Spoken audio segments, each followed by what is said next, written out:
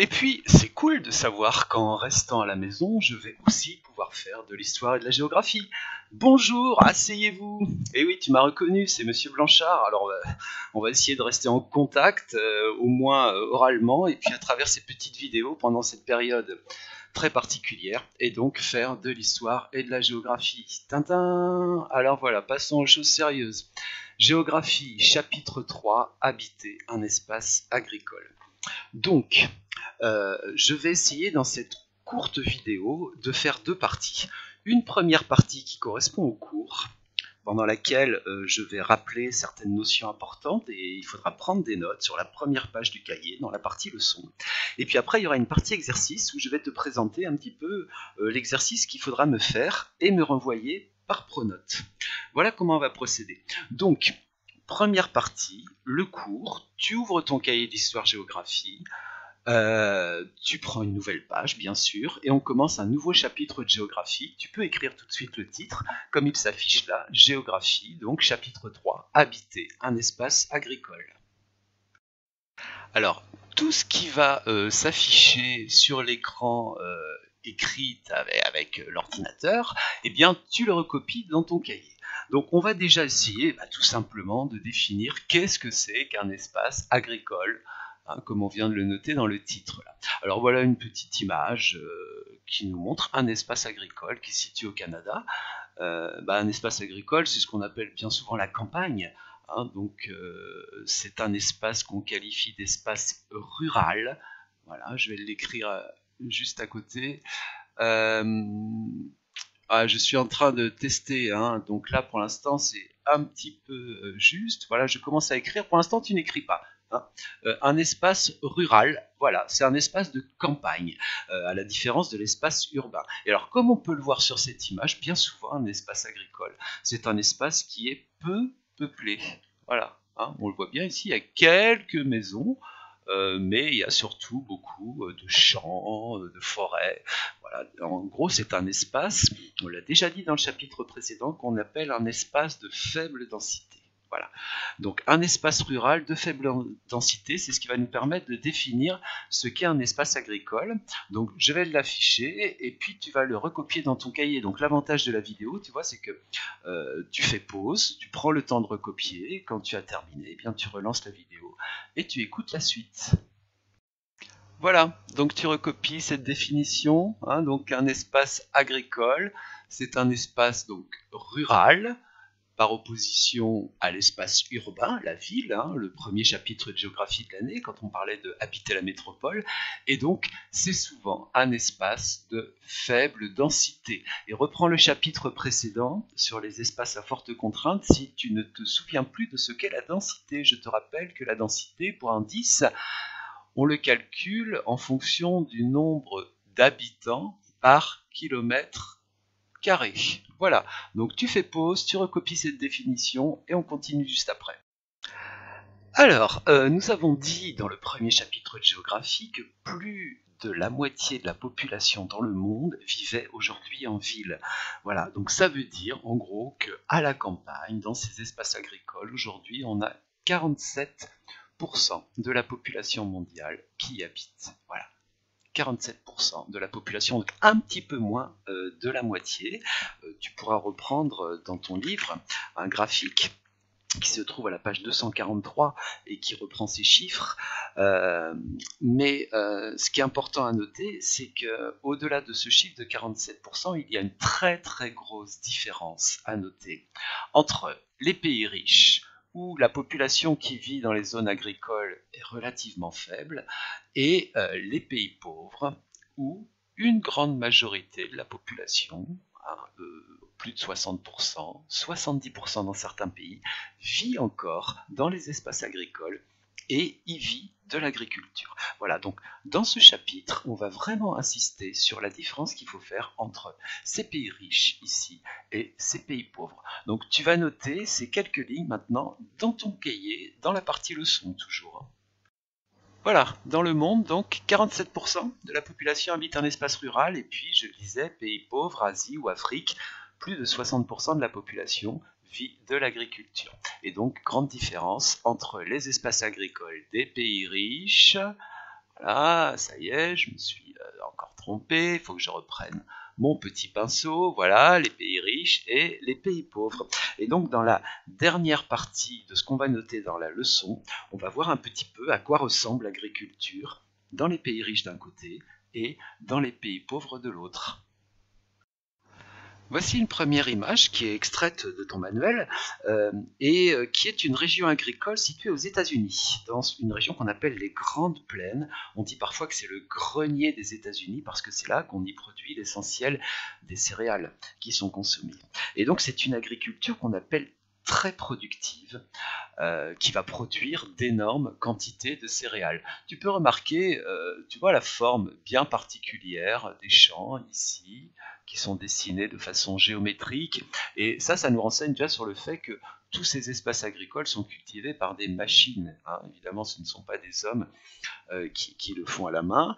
Ces grandes parcelles donc, sont adaptées à ce qu'on appelle la mécanisation. Hein, on va écrire le mot tout à l'heure, mais je l'écris ici tout de suite. Et puis, on peut observer aussi sur cette image tout un ensemble de bâtiments, ici en bas à droite, avec au centre la résidence de l'agriculteur et de sa famille, et puis tout autour, tous ces grands hangars très modernes abritent pour l'essentiel de gros engins agricoles qui sont utilisés dans cette parcelle, sur ces parcelles agricoles. Et puis on voit ici, tu vois, ces colonnes qui sont ce qu'on appelle des silos, S-I-L-O, qui servent à entreposer les grains une fois qu'ils sont récoltés. Voilà. Et puis encore un élément important sur ce paysage, ici.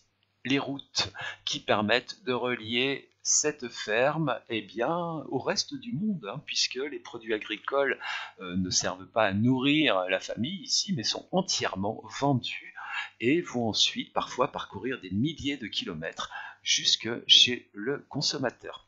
Alors voilà, ça, dans les pays riches, c'est ce qu'on appelle une agriculture de type commercial. Et tu vas en noter la définition tout de suite.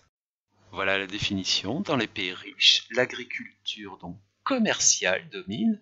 Hein, commerciale, tu as bien compris, parce qu'elle sert à être vendue, à aller dans le commerce. Une agriculture donc qu'on dit intensive, qui produit beaucoup et qui est très mécanisée, avec beaucoup de tracteurs et de machines. Les agriculteurs sont peu nombreux, hein, sur l'image qui est au-dessus, un seul agriculteur peut cultiver plusieurs centaines d'hectares et ils vendent la totalité de leur production. Voilà, donc tu recopies cette définition en faisant une pause et on continue. Voici une autre image, alors on a changé de continent, tu vois, on voyage beaucoup, hein, par ces temps où tu es confiné chez toi, au moins par l'imagination, grâce à la géographie, on peut s'échapper un petit peu, et donc là on va en Afrique, au cœur de l'Afrique, dans un pays qui s'appelle l'Ouganda, dans le village de Kabale. Voilà, et on aperçoit quelques maisons ici, dans ce village, et globalement, si tu veux, tous les habitants de ce village sont des paysans. Et l'espace agricole s'organise, on le voit ici au premier plan, autour de petites parcelles qui ont des formes un peu irrégulières, dont on se doute qu'elles ne sont pas travaillées avec des tracteurs, hein, mais plutôt à la main. Les parcelles suivent la pente de la montagne, en fait. On voit ici, il y a des petites terrasses, par exemple. Et puis, grâce au climat de la vallée, eh bien, les paysans ils cultivent ce qu'on appelle du sorgho. Je t'écris le nom à côté.